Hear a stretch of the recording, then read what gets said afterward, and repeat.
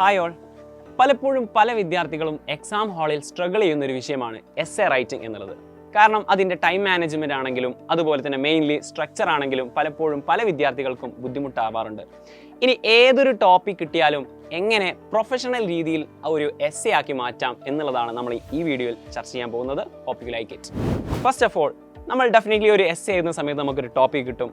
ആ ഒരു സബ്ജക്റ്റിൻ്റെ ഡെപ്ത് ടോപ്പിക്കിലേക്ക് നമ്മൾ ഒരിക്കലും പോവാതിരിക്കുക. ടൈം മാനേജ്മെൻറ്റിലെ ഫസ്റ്റ് ടിപ്പാണ്. കാരണം നമുക്ക് ആകെ 120 വേർഡ്സ് എസ്സേ ആയിരിക്കും ഉണ്ടാവുക മെജോറിറ്റി. അപ്പോൾ ആ ഒരു ടോപ്പിക്കിലേക്ക് വരുന്ന സമയത്ത് ഒരിക്കലും നമ്മൾ മെയിൻ ആയിട്ടുള്ള ഒരു സബ്ജക്റ്റിൻ്റെ മെയിൻ ആയിട്ടുള്ള പാർട്ടിലേക്ക് ഒരിക്കലും എത്താറില്ല. അതുകൊണ്ട് വളരെ ഡീപ്പായിട്ടുള്ള ഡെപ്ത് ഓറിയൻറ്റഡ് സബ്ജക്റ്റിലേക്ക് നമ്മൾ ഒരിക്കലും പോവാതിരിക്കുക. First one. And second one എന്ന് പറയുന്നത് നമ്മുടെ ആ ഒരു ടോപ്പിക്കിൻ്റെ കണക്ഷൻ വിട്ടു പോകരുത്. ചില കാര്യങ്ങൾ നമ്മൾ ഡിസ്കസ് ചെയ്ത് പോകുന്ന സമയത്ത് മെയിൻ ടോപ്പിക്കുമായിട്ടുള്ള കണക്ഷൻ വിട്ടു പോകും. അതാണ് second point. And third one, മൂന്നാമത്തെ കാര്യം എന്ന് പറയുന്നത് ഡെഫിനറ്റ്ലി ഇതൊരു എസ്സേ ആണെന്നുള്ള കാര്യം ഡെഫിനറ്റ്ലി നമ്മുടെ മൈൻഡിൽ ഉണ്ടായിരിക്കണം. ഒരിക്കലും ഇത് ആർട്ടിക്കിൾ അല്ല. ആർട്ടിക്കിൾ ആവുന്ന സമയത്ത് നമുക്ക് ഏതൊരു സബ്ജക്റ്റിൻ്റെയും അഡ്വാൻറ്റേജസ് അതുപോലെ തന്നെ ഡിസഡ്വാൻറ്റേജസ് രണ്ട് തലത്തിലുള്ള കാര്യങ്ങൾ നമ്മൾ ഡിസ്കസ് ചെയ്യാം. പക്ഷേ എസ്സേ ആവുന്ന സമയത്ത് നമ്മുടെ പോയിന്റ് ഓഫ് വ്യൂ എന്താണെന്നതിനനുസരിച്ചായിരിക്കണം നമ്മുടെ ടോപ്പിക് ഡെവലപ്പ് ചെയ്യേണ്ടത്. ഇനി നമ്മൾ പറയാൻ പോകുന്നത് ആക്ച്വലി അതിൻ്റെ സ്ട്രക്ചർ പാർട്ടിലേക്കാണ്.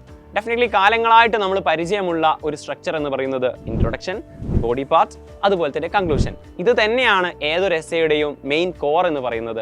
അതിൻ്റെ ഒരു മിനിയേച്ചർ രൂപം എന്താണ് ഈ ഒരു സ്ട്രക്ചർ എന്നുള്ളതാണ് ഞാൻ പറയാൻ പോകുന്നത്. നോക്കിക്കോ. ഫസ്റ്റ് ഓഫ് ഓൾ, ഇൻട്രൊഡക്ഷൻ പാർട്ടിൽ നമ്മൾ പ്രത്യേകം ശ്രദ്ധിക്കേണ്ട ഒരു കാര്യം, tell the reader what you are going to tell. ആ റീഡറോട് എന്താണോ പറയാൻ ഉദ്ദേശിക്കുന്നത് അത് ഇൻട്രൊഡക്ഷൻ പാർട്ടിൽ പറയാം. അതുപോലെ തന്നെ ബോഡി പാർട്ടിൽ ടെൽ ദം, നിങ്ങൾക്ക് എന്താണോ പറയാനുള്ളത് അത് പറയുക. അതുപോലെ തന്നെ കൺക്ലൂഷനിൽ tell them what you told, നിങ്ങൾ എന്താണോ ഓൾറെഡി അവരോട് പറഞ്ഞത് അതാണ് ആക്ച്വലി കൺക്ലൂഡ് പാർട്ടിൽ വേണ്ടത്. ഇതാണ് നമ്മുടെ ആ ഒരു കംപ്ലീറ്റ് സ്ട്രക്ചറിന്റെ മിനിയേച്ചർ രൂപം. ഇത് മൈൻഡിൽ ഉണ്ടായിരിക്കുക. ഇനി ഓരോന്നും നമ്മൾ ഡിഫൈൻ ചെയ്യുകയാണ്. First of all, introduction part. Introduction പാർട്ടിൽ എന്താണ് ഉൾക്കൊള്ളിക്കേണ്ടത് നമ്മൾ ഓൾറെഡി പറഞ്ഞു. എന്താണ് റീഡറോട് പറയാനുള്ളത് എന്നുള്ളത് ജസ്റ്റ് അതിൽ ആഡ് ചെയ്യുമ്പോഴേക്കും ഏകദേശം ഇൻട്രൊഡക്ഷൻ പാർട്ട് കംപ്ലീറ്റ് ആവുന്നതാണ്. അത് നിങ്ങൾക്ക് കിട്ടാനുള്ള ഒരു ഏറ്റവും നല്ലൊരു ഐഡിയ, ഒരു ടിപ്പ് എന്ന് പറയുന്നത് ഡെഫിനറ്റ്ലി വാട്ട് ആൻഡ് വൈ. ഈ രണ്ട് ക്വസ്റ്റ്യൻ്റെയും ആൻസർ നൽകുന്നതോട് കൂടിയിട്ട് ഏകദേശം 90% ഓഫ് ഇൻട്രൊഡക്ഷൻ കംപ്ലീറ്റ് ആവുകയാണ്. പ്ലസ് നിങ്ങൾക്ക് അതിനുള്ള ഒരു ഐഡിയ എന്ന് പറയുന്നത് ഡെഫിനറ്റ്ലി നിങ്ങളുടെ ക്വസ്റ്റ്യൻ കിട്ടിയിട്ടുണ്ടാവുമല്ലോ. ഏതെങ്കിലും ഒരു ടോപ്പിക് ആയിരിക്കുമല്ലോ നിങ്ങൾ എസ്സേക്ക് വേണ്ടി സെലക്ട് ചെയ്തിട്ടുണ്ടാവുക. ആ ഒരു ടോപ്പിക് തന്നെ നിങ്ങളുടേതായ ലാംഗ്വേജിൽ ജസ്റ്റ് ഒന്ന് മോഡിഫിക്കേഷൻ വരുത്തിയിട്ട് റീറൈറ്റ് ചെയ്യുമ്പോഴേക്കും അതിൻ്റെ ഇൻട്രൊഡക്ഷൻ പാർട്ട് കംപ്ലീറ്റ് ആവുകയാണ്. ആ ഇൻട്രൊഡക്ഷൻ കംപ്ലീറ്റ് ആയതിനു ശേഷം just put off your pen down and think about the body part.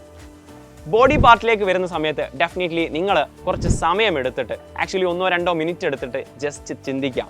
റഫായിട്ട് എന്തൊക്കെ പോയിന്റുകളാണ് ഞാൻ ഡിസ്കസ് ചെയ്യാൻ പോകുന്നത് എന്ന് ജസ്റ്റ് ഷോർട്ടായിട്ട് റഫായിട്ട് എവിടെയെങ്കിലും എഴുതി വെക്കുക. That's would be great thing you guys are going to do.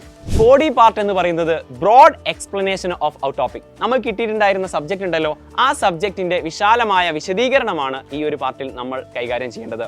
ഏത് തന്നെ ടോപ്പിക് ആണെങ്കിലും അതിന് 1 പാരഗ്രാഫോ 2 പാരഗ്രാഫോ 3 പാരഗ്രാഫോ അതിന്റെ ഡെപ്ത് അനുസരിച്ച് നമുക്ക് വിശദീകരിക്കാവുന്നതാണ്. ഏതൊരു പാരഗ്രാഫ് എടുക്കുകയാണെങ്കിലും അതിന് 4 സ്റ്റെപ്പുകൾ ഉണ്ടായിരിക്കും. ആ സ്റ്റെപ്പ് ഒരിക്കലും വിട്ടുപോകരുത്. We have to follow that 4 steps. First step എന്നുള്ളത് ആക്ച്വലി നിങ്ങളുടെ ഐഡിയ. ഏതൊരു ടോപ്പിക് ആണെങ്കിലും നിങ്ങൾ പറയാൻ ഉദ്ദേശിക്കുന്ന ഐഡിയ ഉണ്ടാവുമല്ലോ, ആ ഐഡിയ എടുക്കുക. Next step, the reason. ആ ഒരു ഐഡിയക്കുള്ള റീസൺ, അതിനൊരു വാലിഡ് ആയിട്ടുള്ള റീസൺ ഉണ്ടായിരിക്കും. നെക്സ്റ്റ് വണ്ണും ദ വാലിഡ് റീസൺ. 2 റീസണുകൾ നിങ്ങൾ അവിടെ കൊടുക്കണം. And summarise. ഈ ഒരു രീതിയിലായിരിക്കണം ഓരോ പാരഗ്രാഫും നമ്മൾ എന്താക്കണം, ഇത്രയും കാര്യങ്ങൾ ശ്രദ്ധിക്കുക. Definitely that would be a great essay.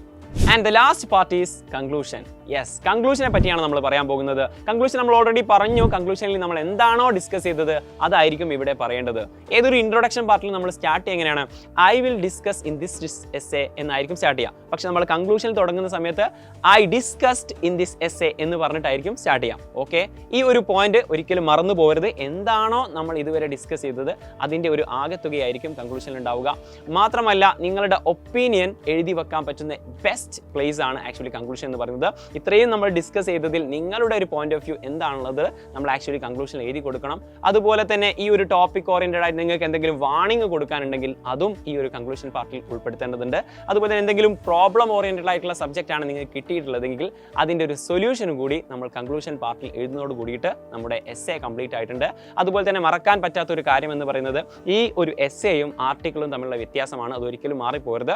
Article എന്ന് പറയുന്നത് മെയിൻ മെയിൻലി ഫാക്റ്റ് ഓറിയൻറ്റഡ് ആയിട്ടുള്ളതാണ്. മെയിനായിട്ട് കുറേ ഫാക്റ്റുകൾ, ഒരു സബ്ജക്റ്റ് തരികയാണെങ്കിൽ അതിൻ്റെ ഫാക്റ്റുകൾ ഡിസ്കസ് ചെയ്യുന്ന ഒരു ഏരിയ ആണ് ആർട്ടിക്കിൾ. പക്ഷേ എൻറ്റയർലി ഡിഫറെൻ്റ് ആണ് എസ്സേ എന്ന് പറയുന്നത്. കാരണം നമ്മുടെ അഭിപ്രായങ്ങൾ, നമ്മുടെ പോയിന്റ് ഓഫ് വ്യൂ അനുസരിച്ചുള്ള കാര്യങ്ങളായിരിക്കും നമ്മൾ എസ്സേയിൽ എഴുതുന്നുണ്ടാവുക.